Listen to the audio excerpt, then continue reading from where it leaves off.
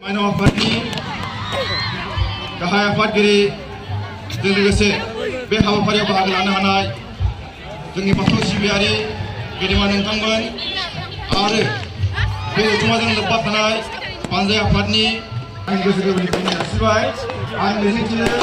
दिनैनि बे आलारि बाथि फोजोंनाय हाबाफारि सुबुं माहारिनि गेजेराव गोजोन आरो खौसे जोंनो बोर सारस्रि हरगोन आरो गाबोन 50,000निबो बांसिन सुबुं गौमा जेराव हाबाफारि जों लादों बे हाबाफारियाव भारतनि नखर मन्त्रि माननीय अमित शाह आसामनि माननीय गिबि मन्त्रि डक्टर हिमन्त बिश्व शर्मा सार आरो बिटिआरनि माननीय चिफ प्रमद बर' बिथांमोननि दैदेननायनि गेजेरजों जाहाथे बे हाबाफारिया मोजाङै जाफुङो आरो जोंनि मिजिं आरो थांखि बेबायदि मोजाङै जाफुङो आरो जोंनि थाखाय जानानै गाबोन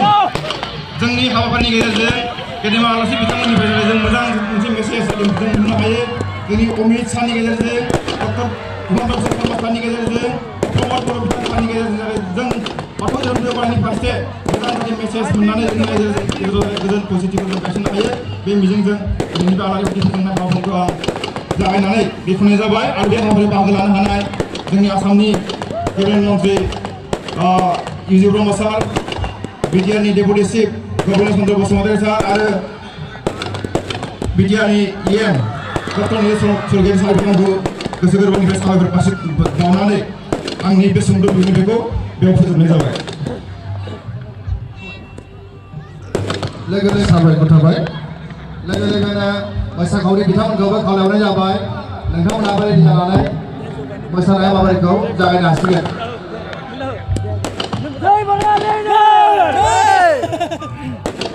मोसानो थाखाय खावलायबाय।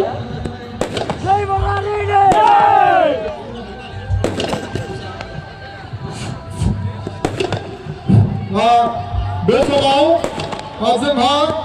थाबैनो नोंथांमोनखौ दान्दिसे सम रंजानायनि खाबु होनाय जादों बेनिखायनो मोसाखावरि नोंथांमोनखौ